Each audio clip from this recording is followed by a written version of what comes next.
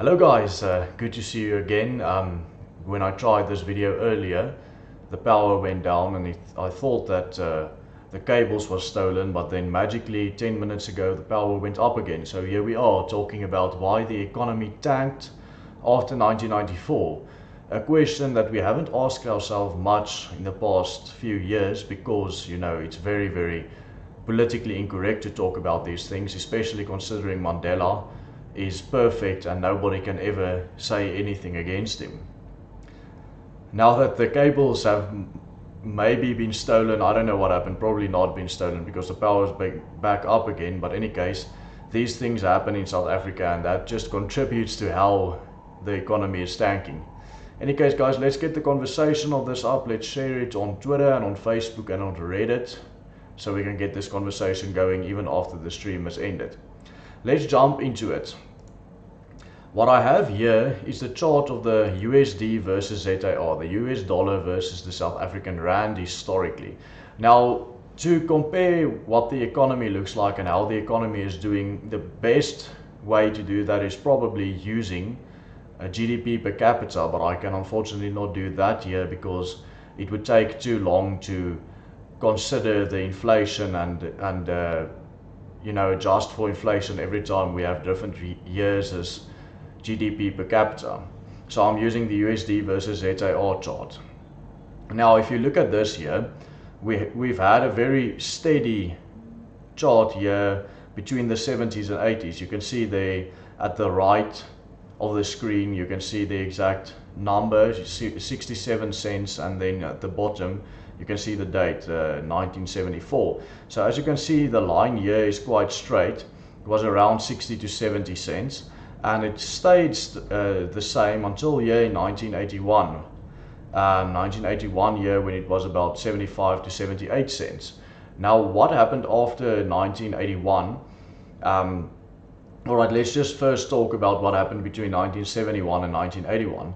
So this was right after the golden age we had in the 60s. The rand traded at about 55 cents for a dollar, and it's devaluated a bit, but then it stabilized again. And then here in 1981 we had sanctions placed against us, and the sanctions made the rand tank a bit, and until 1990, as you all know, was the official end of apartheid. It was not yet the so-called first democratic election, but it was the official end of apartheid, and the sanctions stopped, so the rand stabilized a little bit here. But what happened after 1994? Here we go, April 1994, we were already at 3 rand 50 cents, so a bit of economic turmoil there.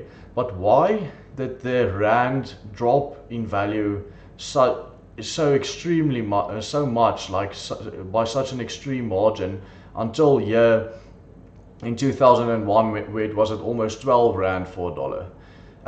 If you look at it, the sanctions stopped and there was massive foreign aid coming in, a lot of basic free money being pumped into the country by countries in the West, yet still the economy did extremely bad. Now the questions we have to ask ourselves here is, why did this happen?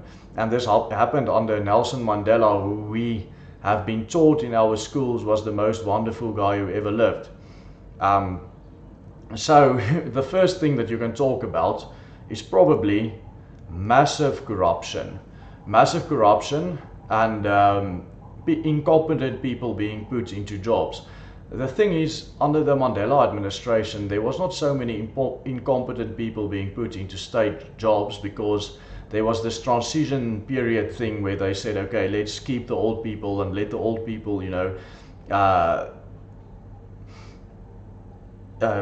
teach the young and upcoming and previously disadvantaged people how to do it, and then we get rid of them like that. So how did the economy tank so much? I don't think that there's any other reason for it than there's a lot of reasons for it, but I think one of the biggest reasons that we overlook all the time is massive immigration to South Africa, a lot of immigration.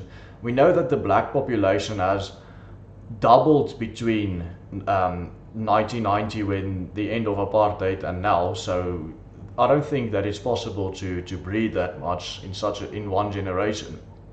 All right, let's go back to the chart. Now, after 2001, oh goodness, sorry about that. Let's just wait for the chart to, let me just go back. I clicked on something wrong here. Looks like I didn't. Okay, let's get back to the chart. Oh, here we go, max. Oh, there we go, perfect. Okay, so what happened after 2001? Why did the rand here suddenly became a lot more valuable? This was under Mbeki. That is the most worrying thing in this whole live stream. The fact that the rand did so much better, and you would think, okay, no, this is actually good. Well, I've got a surprise for you, this is not. Because what happened here is we took out a lot of massive loans from the Chinese government, the communist Chinese governments, our new friends in this country. And now they are coming for those loans that we took out here. And what also happened here is we sold off a lot of state enterprises. We sold off a lot of state enterprises, and we have also took out a lot of loans from our quote unquote Chinese friends. And that is a big problem. Now also what happened here is we started paying a lot more taxes. Now everyone starts to feel uncomfortable when the taxes go up, like for instance this year the VAT went up from 14% to 15%. And they didn't really realize that the taxes have been going up, different taxes have been going up all the time. It's quite funny when people started getting so annoyed at the whole expropriation without compensation thing. I sort of laughed a bit to myself, because I realized, you know what, the government has been expropriating our money without compensation for so many years already. We are paying so much taxes. I don't think people really realize how much taxes we pay, because I did the sum that I actually pay about 70% of my income in taxes. To give you an example, this microphone that I'm using. Now this microphone costs $60 USD if you buy it in the US, and that's actually where I bought it from, for $60. But I ended up paying 3,000 rands for it. How that works is $60 is about 1,000 rands, right? So I paid about 1,000 rand for this microphone, but then I paid a lot of import taxes, duties, tariffs, and then I pay VAT on top of that. You actually pay taxes on top of taxes on top of taxes on top of taxes. You literally pay value added tax on the tax that you've already paid for the import, and that's just ridiculous. But that's how we live. We live in an anarchy state where we don't have any government services. We go to private hospitals. We have private people fixing the roads. We send our children to private schools. Everything that we have, all the services we have to pay for privately, yet we have this leech on our back, which is the government, that leeches off of us, that makes us pay all these taxes, you know. And that is really bad for the situation that we are in, because we can see on the graph, let me just quickly go back to the graph now. There we go. We can see on the graph that this whole, oh come on, every time I do that this happens. Alright, let me just do that again. Any case, so we can see on this graph that the quote unquote stability didn't last very long. Here we had Mbeki, and here in 2008 we had Zuma, and Zuma made some shady deals again there, loaning a lot more money from the Chinese, and boom, there goes the economy up until 2016, when we have hit the high of almost 16 rands for a dollar. Now then Ramaphosa took over, and we had our little Ramaphoria there, and now we are on probably the most straight upwards trajectory we have ever been on. And I am very sorry to say, but there's a good chance that this is going to be our Venezuela moment. This is going to be our Zimbabwe moment. Look at how straight up the chart is here. Let me just get it to 3 months, for example. And you can see this. It's just going up all the time.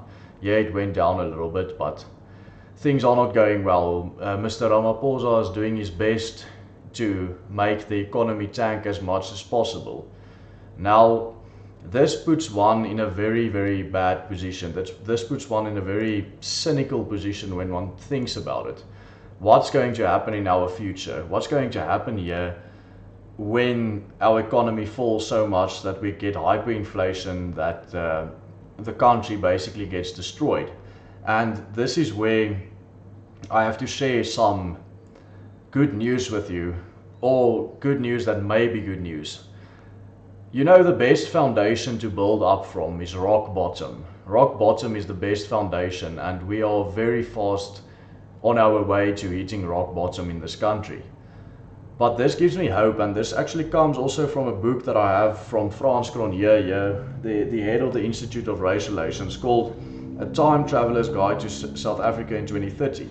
And here he talks about the tyranny of the left and the rise of the new libertarian right, and how from the absolute collapse of South Africa, which I'm sorry to say to you guys, is inevitable here, how from the absolute collapse of South Africa, we can have the world's first real libertarian state in a very long time. We can have the first state where you don't pay taxes at all in a very long time, because it is actually sustainable, because of the fact that we as a people, as Afrikaner people in South Africa, has been paying all of these taxes, but we haven't received any services. We are not in any way afhankelijk, what's the word for it? Dependent. We are not in any way dependent on the state, and this is putting us in the best position that we can think of. Even though this is a very dark cloud, there's always the shining part around the cloud, the rainbow after the storm, that the fact that we are not dependent on the state at all. So we are in the position of basically starting what the founding fathers started when they started America, a state where you don't pay taxes, a state that is libertarian, a state where the citizens aren't dependent on the government. And this gives one hope. This gives me a lot of hope, and this is why in the future, from now on, I'm going to start in all of my videos talk about a specific goal that I have, and that is to work towards a free libertarian, a free republic in South Africa for the Afrikaner people. It's a cultural republic for people who have a culture of building and not breaking down, who have a culture of working hard and not receiving handouts or demanding handouts, and not just wanting everything given to you by the state and given to you because you are entitled to it. This is a free republic for people who wants to build up and work hard, and that is what gives me a lot of hope in this life. The fact that this is possible, and this is what I want to leave you guys with, the message that I want to leave you guys with. The fact that even though it is a very, very bad situation that we are in, and even though the situation is just looking to deteriorate a lot worse, there is hope for something beautiful to be born out of this. Guys, share this video on your Facebook, on your Twitter, on Reddit as well. Give it a like, go into the comments. Let's get the ratings up on this, because this is actually, even though the message looks very bad, this is actually a very good message that we have here. And I'll see you guys again for the next stream. I'm not sure when it's going to be, probably tomorrow. I'm going to try to make short videos every day like this in the future. So see you guys again tomorrow, and thank you guys for watching. I hope you guys found this message to be a good news for you, as I did when I got to this realization. Goodbye.